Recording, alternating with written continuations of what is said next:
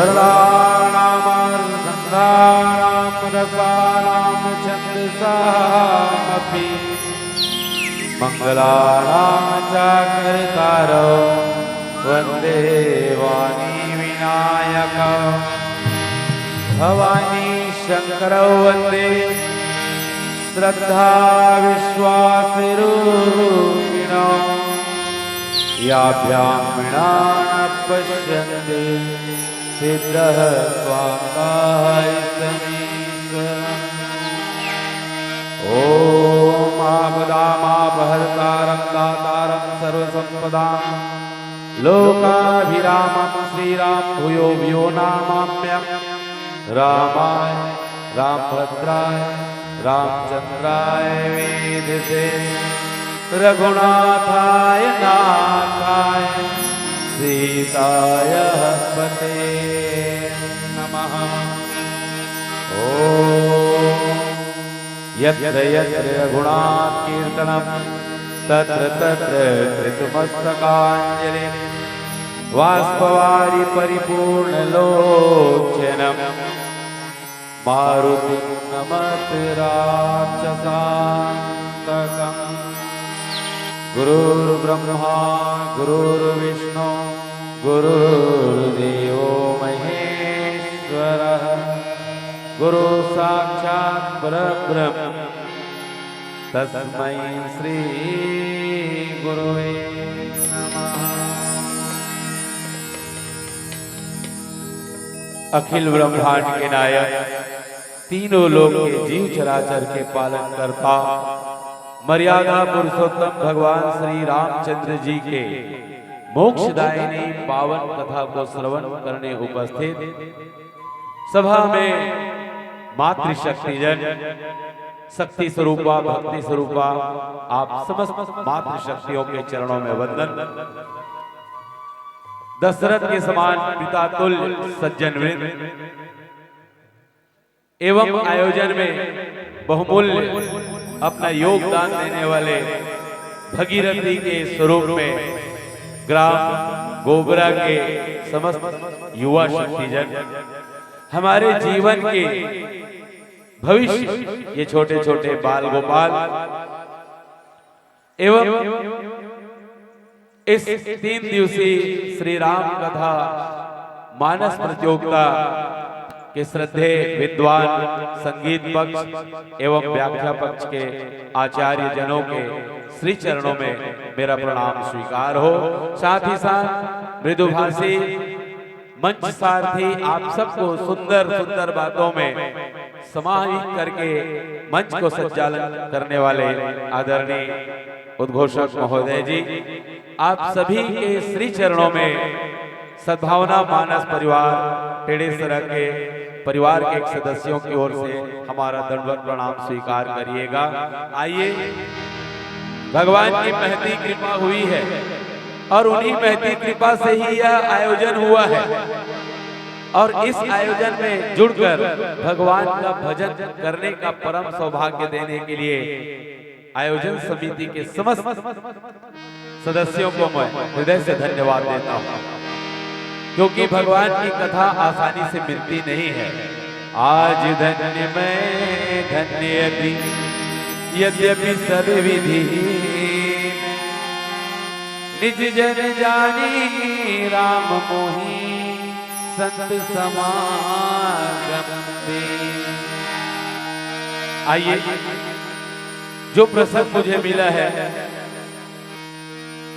जिस पर मुझे चर्चा करना है, बाबा जी गोस्वामी जी महाराज की लेखनी परम तारने वाली ग्रंथ श्री रामचरितमानस के चतुर्थ सोपान किष्किंधा कांड,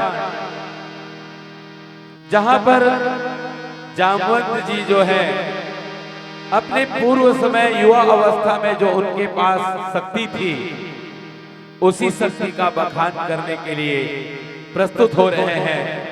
मति अनुरूप आपके बीच में अपनी वाणी रखने का प्रयास करूंगा।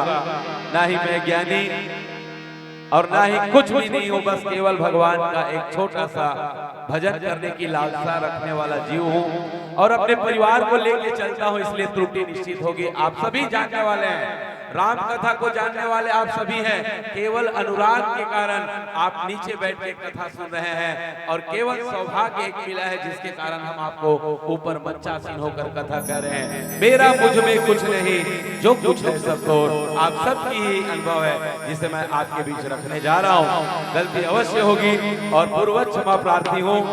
आइए श्री गणेश जी के पावन चरण कमलों में एक भजन प्रस्तुत करके हम मानस पंक्ति पर चिंतन करने का प्रयास करें।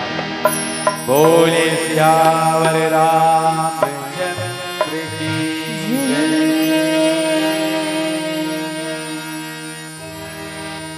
गाये हो गणपति जगवंदन, गाये हो गणपति जगवंदन, गाये हो गणपति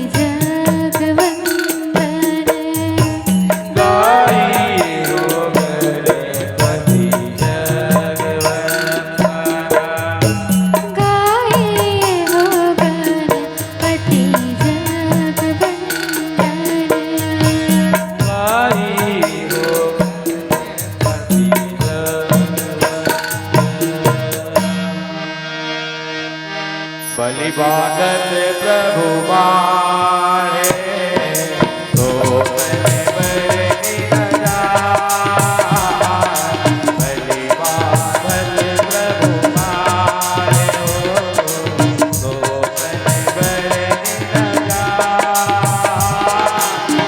उमय धनी महावीर हाथ लगे जन घाट तोरा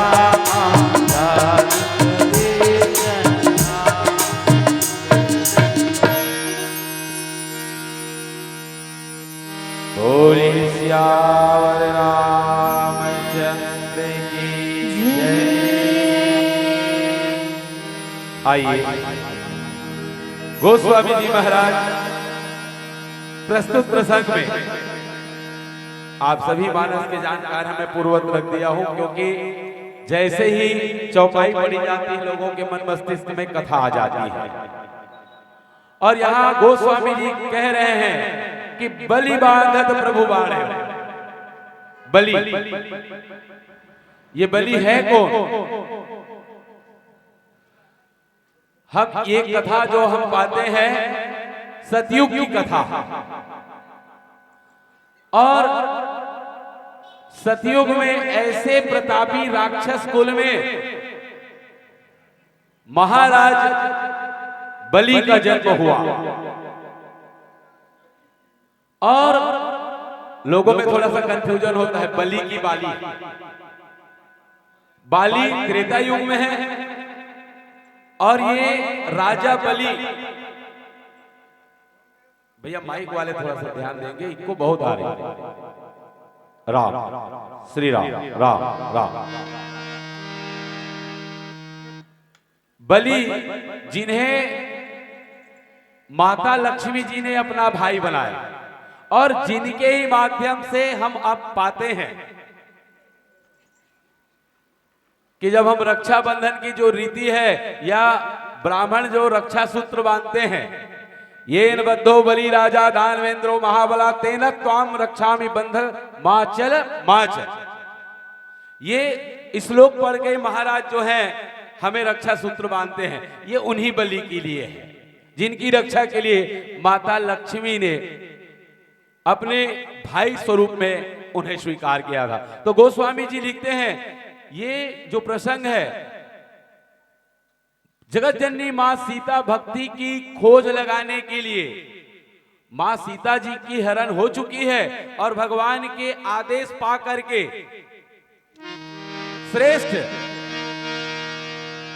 श्रेष्ठ भगवान के सेना के श्रेष्ठ लोगों को भगवान श्री रामचंद्र जी दक्षिण की ओर भेजते हैं। और गोस्वामी जी लिखते हैं, ए हाँ सुनहु नील अंगद हनुमाना जामवंत मति धीर सुजाना सकल सुभट दिल दक्षिण दाओ धुइता के सुधि को यही आओ धुइता के सुधि को यही आओ।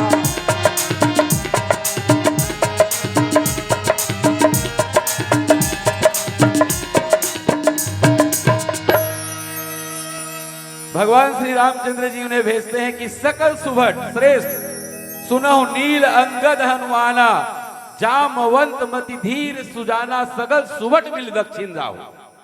दक्षिण की दिशा में भेजे हुए हैं और ठीक समुद्र के किनारे पहुंच चुके हैं।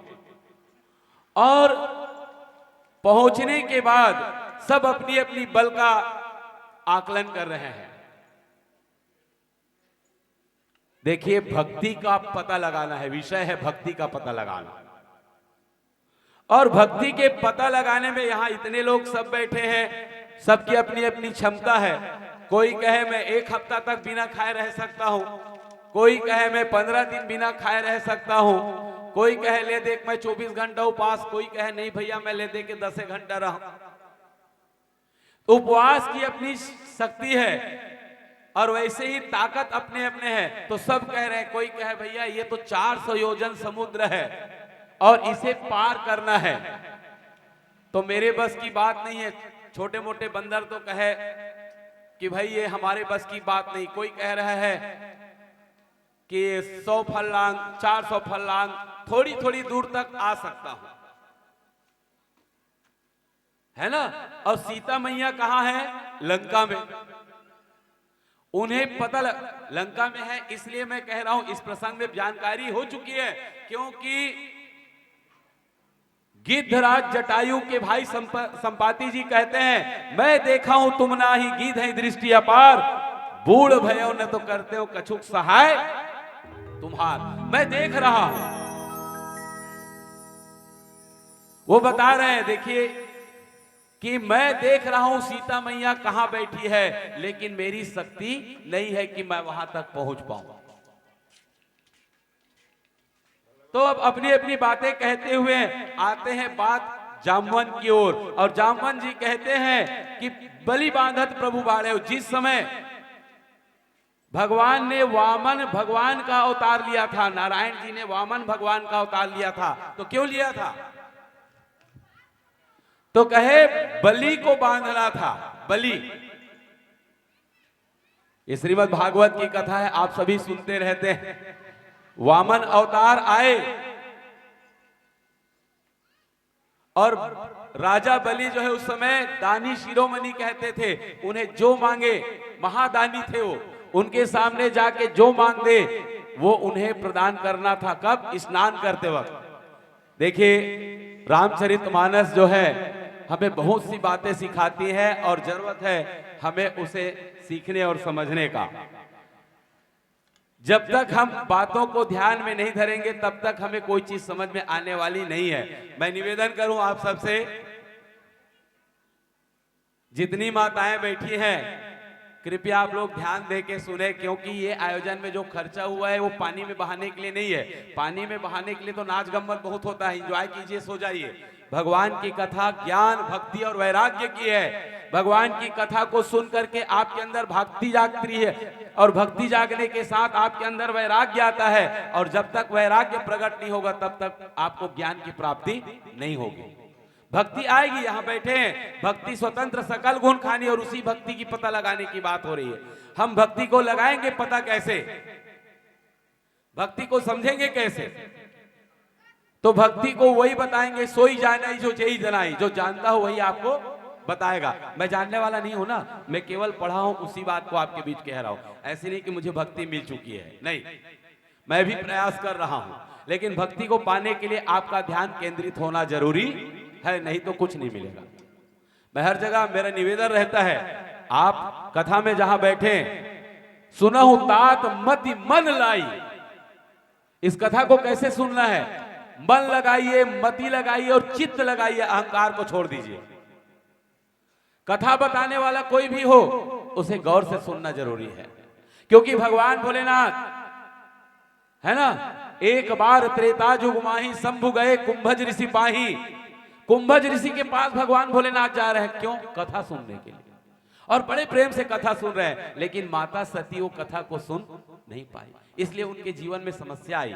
हो सकता है हमारे जैसे कईयों लोग आएंगे और आपको कथा बताएंगे, उसमें से कुछ आप अपने जीवन में पकड़ेंगे तो आपके जीवन का कल्याण होना सुनिश्चित है। क्योंकि रामचरितमानस कहता है, बार एक राम कहत जोई, जो एक बार राम कह दे उनके कोटि जन्म पाप खत्म हो जाते हैं।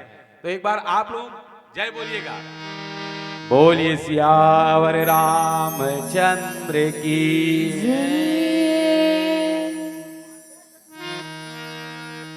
दाई वो डांस दे दे, उद्घोषक भैया कर दे दे।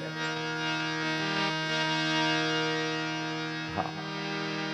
तो सज्जनों, निवेदन इस भक्ति को पाने के लिए आपको आसानी से नहीं, क्योंकि वही बात कह रहे हैं, जामवन जी कह रहे हैं कि जब वामन अवतार लेकर के भगवान जो विशाल रूप में बढ़ने लगे, तब मैंने 2 घड़ी में, उभय घड़ी, उभय माने 2 और घड़ी, 2 घड़ी में क्या किया? तो कहे दिन 7 प्रदक्षिण धाई। 7 प्रदक्षिणा।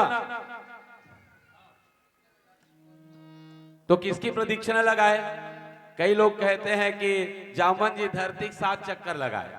जामवन जी धरती का 7 चक्कर नहीं लगाए। ये दोहा क्रमांक 29 स्पष्ट कह रहा है कि उभय घड़ी, उभय माने 2 घड़ी। अब 2 घड़ी हुआ कितना? 1 घड़ी यादव घड़ी पुन यादव की आध, और तुलसी चर्चा राम के कटय कोटि अपराध। तो 1 घड़ी है क्या? 1 घड़ी का तात्पर्य होता है 24 मिनट, आप सभी जानकार हैं, फिर भी कैलकुलेट किया जाए, 1 घड़ी का मतलब 24 मिनट। 1 घड़ी आधा घड़ी, उसकी आधा कर दीजिए, 24 का आधा कितना हुआ? 12 हुआ ना? आप सुनते जरूर है लेकिन विश्लेषण कम लोग बताते हैं। एक घड़ी आधा घड़ी, उसकी आधा करिए, फिर कहे पुनी आधा किया, जो आधा किया ना 12 उसको और आधा करो, आधा किया कितना हुआ 12, 24 किया था 12, 12 का आधा 6 और वो आधा, समझ रहे ना, मतलब हुआ 3 मिनट। एक घड़ी आधो घड़ी पुनि आधो की आध, ये 3 मिनट है। तुलसी चर्चा राम के कटाई कोटि अपराध। तो आपको चर्चा कितना करना है, कितना 3 मिनट। आपको प्रतिदिन कितना घंटा मिलता है, 24 घंटा। 24 घंटा कैलकुलेशन बताऊं, क्योंकि यहां कथा रुक जाएगा, लेकिन बताना जरूरी है, क्योंकि ये कथा केवल इधर से सुन के पार करने के लिए हम 3 मिनट 24 घंटे में हम 3 मिनट भगवान के लिए नहीं दे रहे हैं। और अंत में कहते हैं भगवान आप मुझे दुखी क्यों रखे हो। समझ रहे हैं ना बात को। हम भगवान से शिकायत करते हैं कि भगवान आप मेरे सुन क्यों नहीं रहे हो।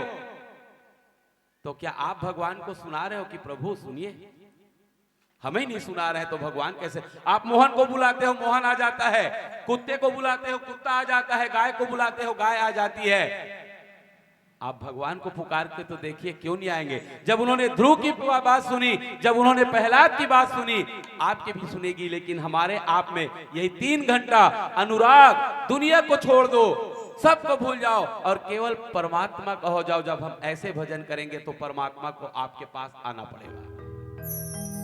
आना पड़ेगा, लेकिन मैं बुलाना नहीं चाहता। आपको उदाहरण दे रहा हूं।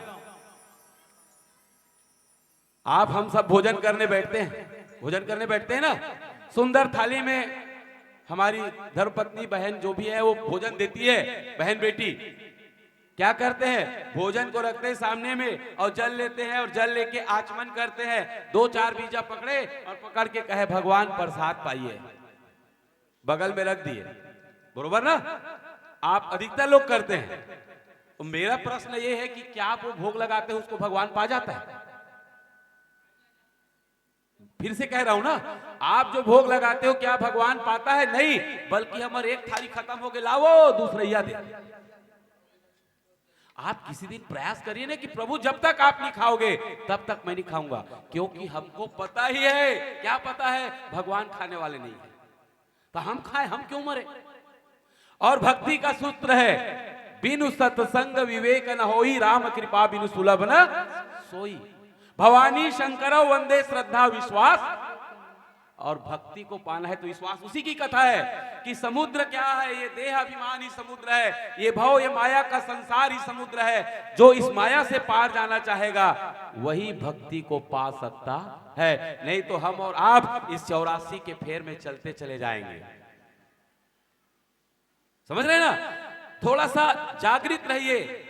मैं खूब प्रेम करता हूं अपने बेटी बेटे को साथ में लाए। मेरी बेटी है, ये मेरा बेटा है, तबला बजा रहा है, वो भतीजा है। मेरी वाइफ भी जाती है कथा में, लेकिन निर्णायक लोग ना नंबर काट देते हैं, 2 जन माई लोगन है के तबाइल घर में रख के आते जाते हैं। हमारा परिवार है, परिवार के साथ हम कथा कहते हैं, लेकिन लालच नहीं है। विद्वान निर्णायक को मैं क्षमा चाहूंगा, कोई लालच नहीं। इस गांव में मुझे आने का सौभाग्य मिला है। मैं भगवान की कथा को अपने आनंद के लिए जीता हूं। मैं बताया ना आपको, आप 24 घंटे में कितना काम करते हो, तो मुझे कम से कम आज 4 गांव कथा कहूंगा तो 4 घंटा भगवान का नाम होगा ना।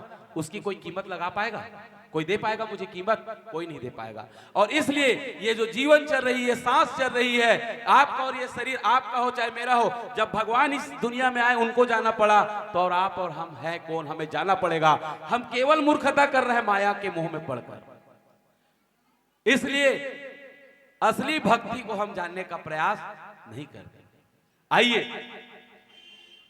ये जो प्रसंग है भक्ति को पाने का प्रसंग, तो आज जामवंत जी कह रहे हैं, अंगद कहते हैं इसी प्रसंग है, अंगद कहे जाऊं मैं पारा, जिए संशय कछु फिरती बारा। बड़ा विचित्र है बात है।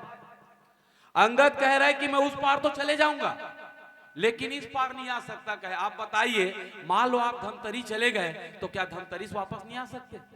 अब अंगद कह रहा है मैं उस पार जा सकता हूं, लंका जा सकता हूं, लेकिन वापस नहीं आ सकता। अरे तरियल तौरा तो पार चल देते पर हम का तकलीफ है, थोड़ा हीरा ले, हीरा का जा। लेकिन उसका कारण और है, कथा से मैं फिर वो और अलग कथा है, वो आपके बीच नहीं रख पाऊंगा। तो ये जामवंत कह रहे हैं, जामवंत है कौन, आप पहचानिए जामवंत को। जामवंत जी महाराज है ब्रह्मा के पुत्र, और जामवंत जी का वर्णन ये अभी मैं जो कथा आपको बता रहा हूं, बलि बांधत प्रभु बाढ़े, वो कथा है सतयुग की। और वही जामवंत जी आते हैं भगवान श्री रामचंद्र जी के साथ, अभी खड़े हैं त्रेता युग में समुद्र के किनारे।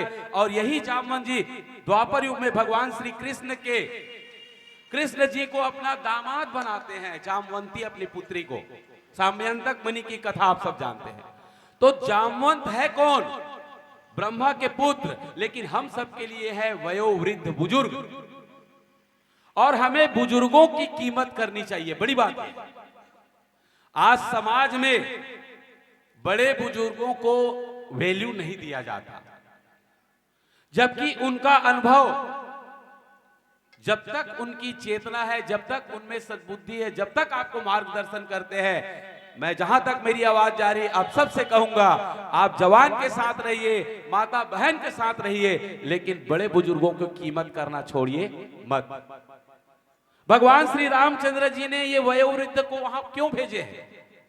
जबकि वो जानते हैं ज्यादा सफर नहीं कर सकते, क्योंकि उनका अनुभव काम आएगा, बुजुर्गों का अनुभव काम आएगा। आइए एक भजन से जुड़े, और भजन के पश्चात इस कड़ी के जो और महत्वपूर्ण बातें हैं आपके बीच में रखने का प्रयास करूंगा। बोलिए सियावर रामचंद्र की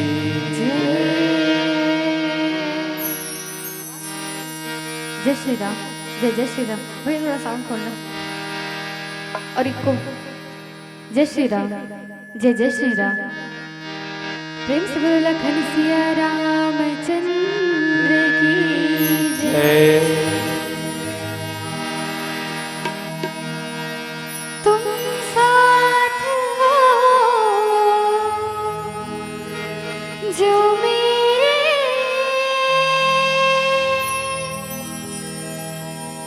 किसी चीज़ की कमी है,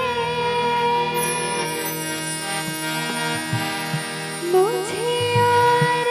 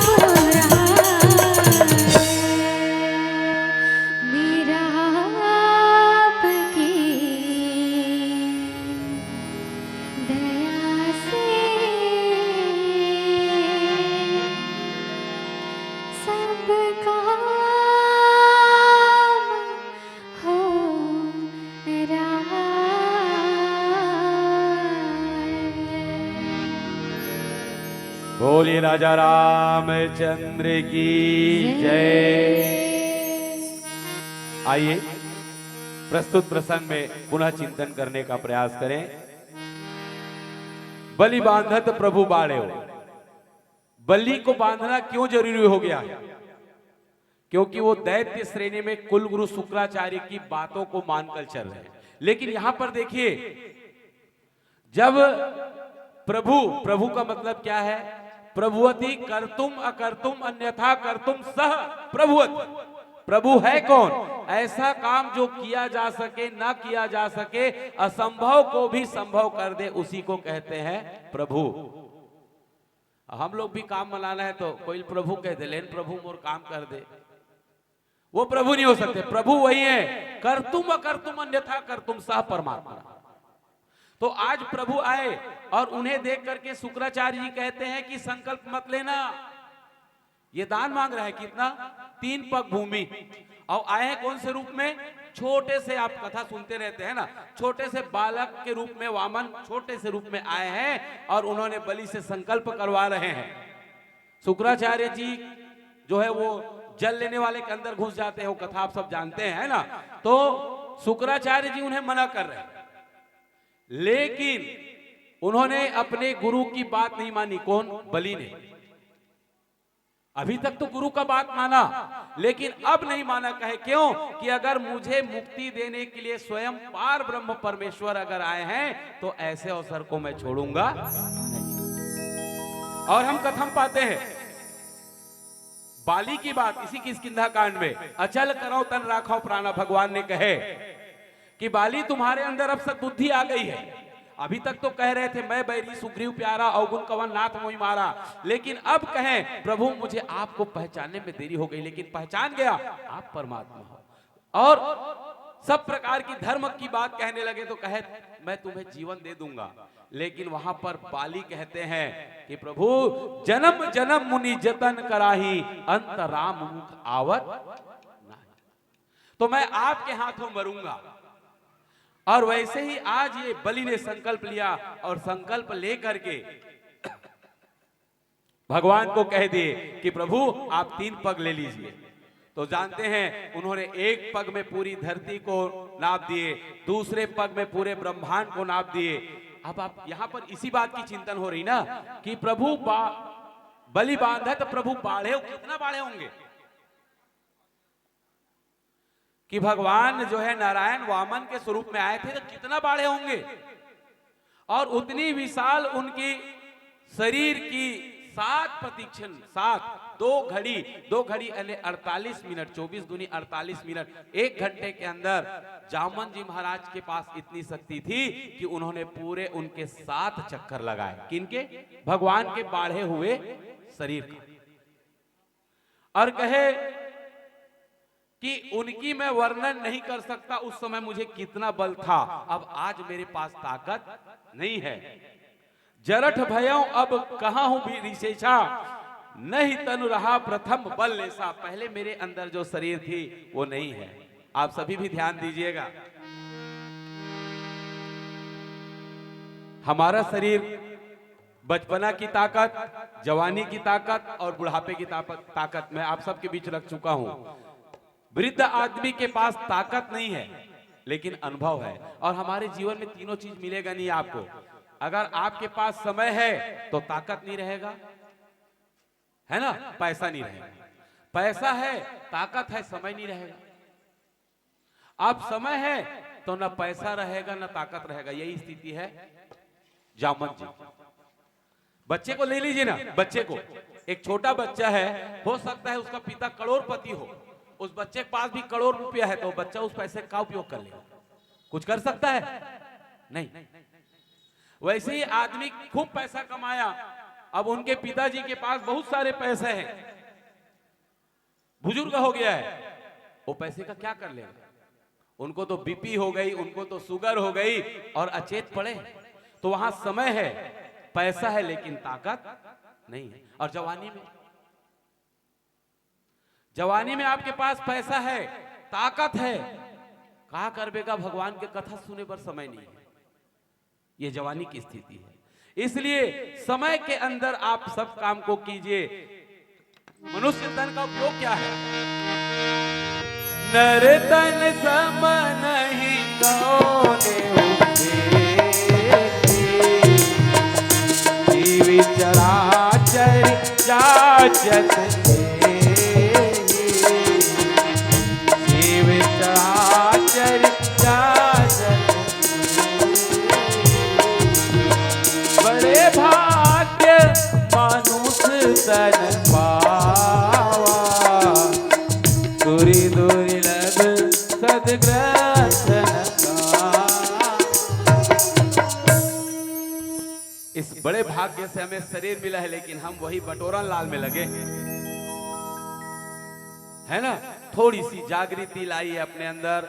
आज हमारे भारतवर्ष में प्रेमानंद जी महाराज की चर्चाएं होती है, जो आपको कहते हैं सुनने वाले लोग, जाने वाले लोग, वो बताते हैं कि वो कहते हैं जब आपको समय मिले तो क्या कहो, राधा राधा राधा।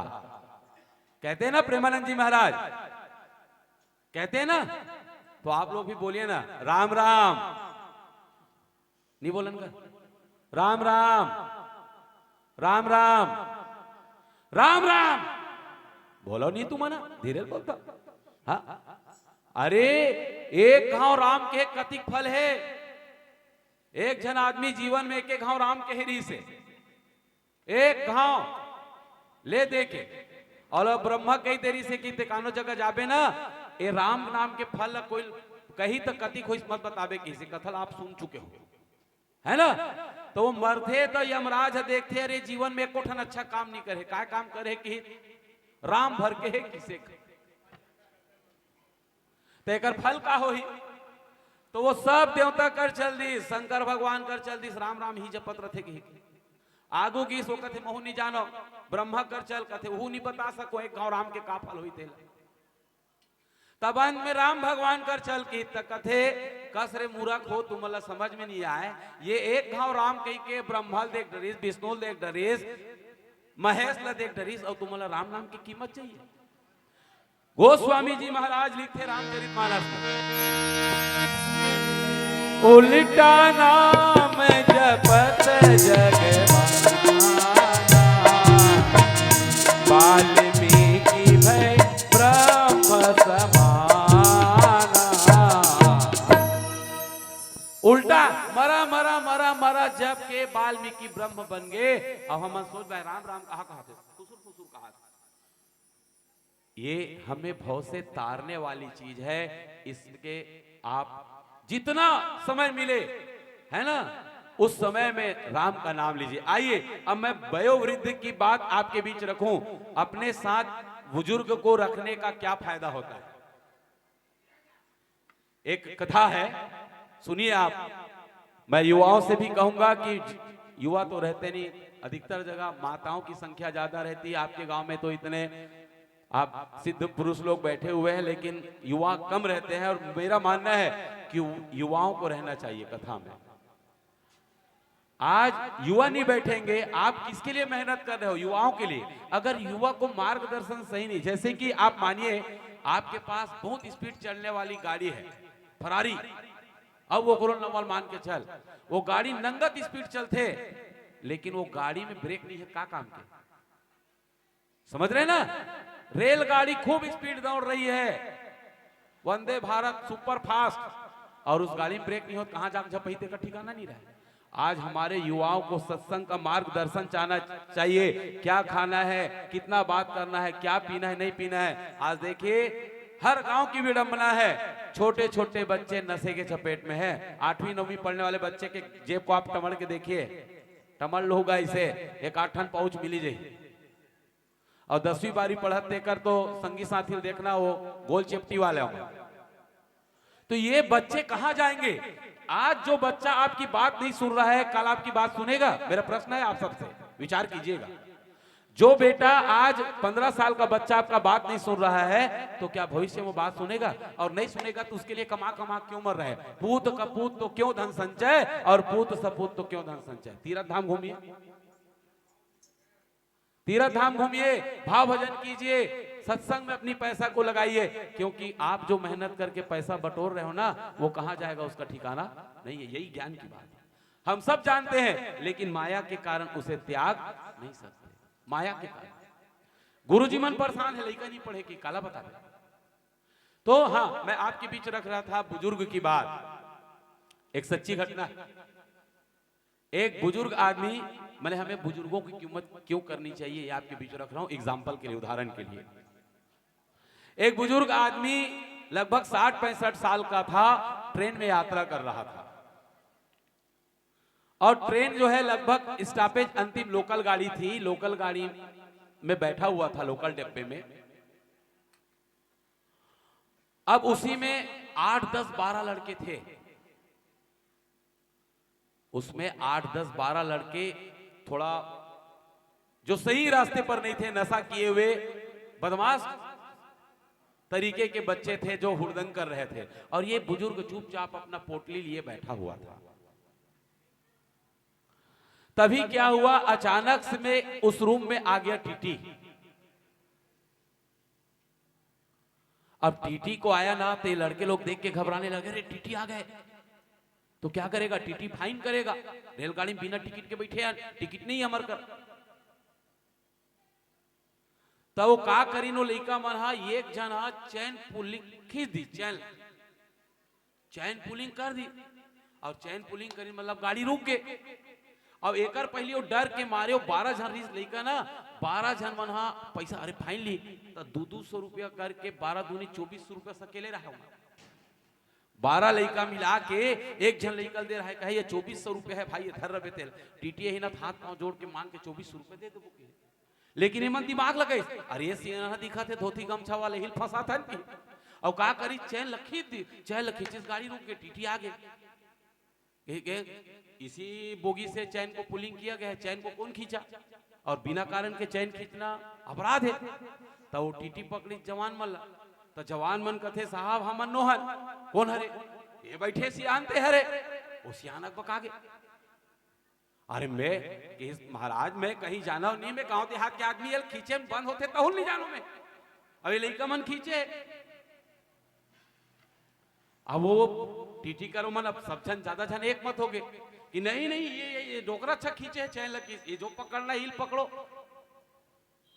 तो सियान कहे टीटी साहब आप रुक जाइए, कहे का ये 11-12 बच्चे जत्रा जन है, ये सबो जन मन गजब बदमाश है। मैं गांव आत हूं, मोर जेब में 2400 रुपया रहीस, मोर 2400 रुपया लंगा ले है मनहा, और जेब में धरे नहीं देकर जेब लटमर के, समझे, जेब लटमर के। अब टीटी के हाँ खड़ा हो, दिखा तो जेब ला। वास्तव में जेब लो का टमड़ी, तो जेब में निकल गए 2400 रुपया, इसलिए बाबा तोर 2400 रुपया धर और ते बने कर, और पकड़ाइस कौन ला एमन। समझ में आ रहा है कि नहीं आ रहा है, कि बुजुर्ग के साथ में रहने से, उनका अनुभव को पालन करने से हमारे बिगड़े काम बनते हैं। युवाओं में जोश होना चाहिए, लेकिन बुजुर्ग के अनुभव का होश को लेकर के जब आपका कार्यक्रम आगे बढ़ेगा तो उसका फेल होने का कोई संभावना नहीं है। इसलिए आप सबसे निवेदन कि हमारे गांव के आसपास जितने भी सज्जन मिलते हैं, बड़े बुजुर्ग मिलते हैं, कम से कम उन्हें हाथ जोड़कर राम राम कह लीजिए, खास नहीं गा कहीं पूछ लीजिए, हैं इतनी होकर बहुत है। तो सज्जनों आइए, पीला बत्ती की संकेत हो चुकी है। मैं चंद बातें, रामचरितमानस की भक्ति की यात्रा है, आप सभी भक्ति कर रहे हैं, लेकिन आपका लक्ष्य क्या है आप जानिए। मेरा लक्ष्य है जहां समय मिले मैं भगवान का नाम लूं, और नाम का फल देना परमात्मा के हाथ में है, मेरे हाथ में नहीं है। मैं इतना कोशिश करूं कि मैं सच्चाई के मार्ग में चलूं, कोशिश तो करूं ना। रामचरितमानस में गोस्वामी जी लिखते हैं, झूठ कहे ते ही जगपति आवा, सच कहे ते ही मारन धावा। इस कलयुग में सच बोलने वाला जगह जगह फंसेगा, लेकिन आप जानते हैं सत्य परेशान हो सकता है लेकिन पराजित नहीं हो सकता। और आज जामवन जी महाराज जो है अपनी बल को बता रहे हैं कि मैं इतनी ताकत थी मेरे अंदर, लेकिन अब मैं बूढ़ा हो चुका हूं, इसलिए आगे वही जाए जिनमें देह का अभिमान मत हो, रूप का अभिमान मत हो, बल का घमंड न हो। और ऐसे काम को करते हैं श्री हनुमान जी महाराज, है ना। हम सभी जानते हैं इस काम को कौन करते हैं। राम काज लगी तव अवतारा, सुनते ही भयो पर्वताकारा। और भगवान के इस कार्य को, भक्ति माता को हम में और आप में वही खोज पाएगा जिसे न धन का अभिमान, न बल का अभिमान, न रूप का अभिमान, न ज्ञान का अभिमान, न पद का अभिमान, सब अभिमान छोड़ दीजिए और भगवान के शरणागत हो जाइए। क्योंकि भगवान कहते हैं मन क्रम वचन छाड़ी चतुराई, भजत कृपा करे रघुराई। निर्मल मन जन सो मोहि पावा, और मोहि कपट छल छिद्र न भावा। भगवान के भजन में कपट न करे, छल न करे, छिद्र न करे, और भगवान के ऊपर विश्वास करके अपने जीवन को आगे बढ़ाते रहें। आइए एक भजन, और भजन के साथ आप सबसे समय के मर्यादा अनुसार काम करेंगे। बोलिए सियावर रामचंद्र की जय।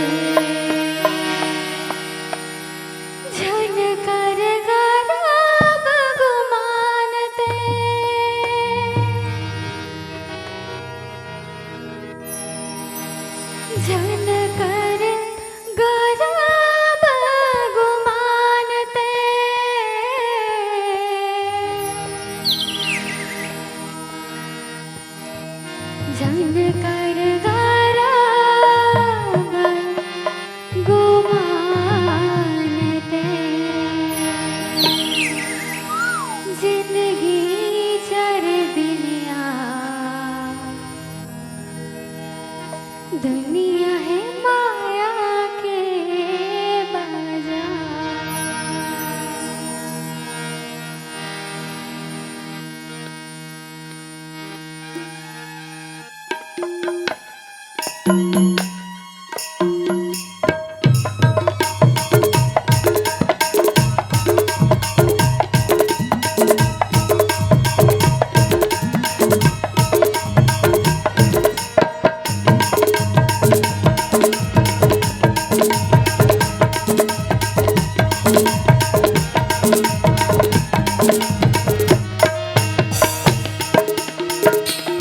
जिंदगी है दुनिया, दुनिया है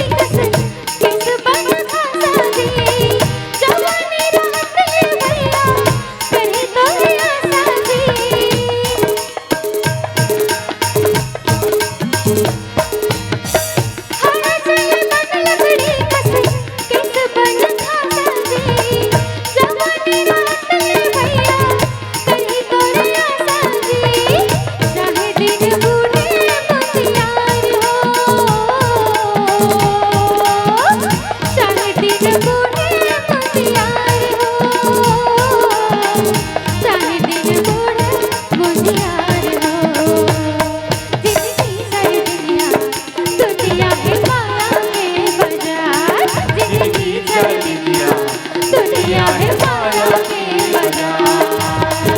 जन कर करा भगवान से,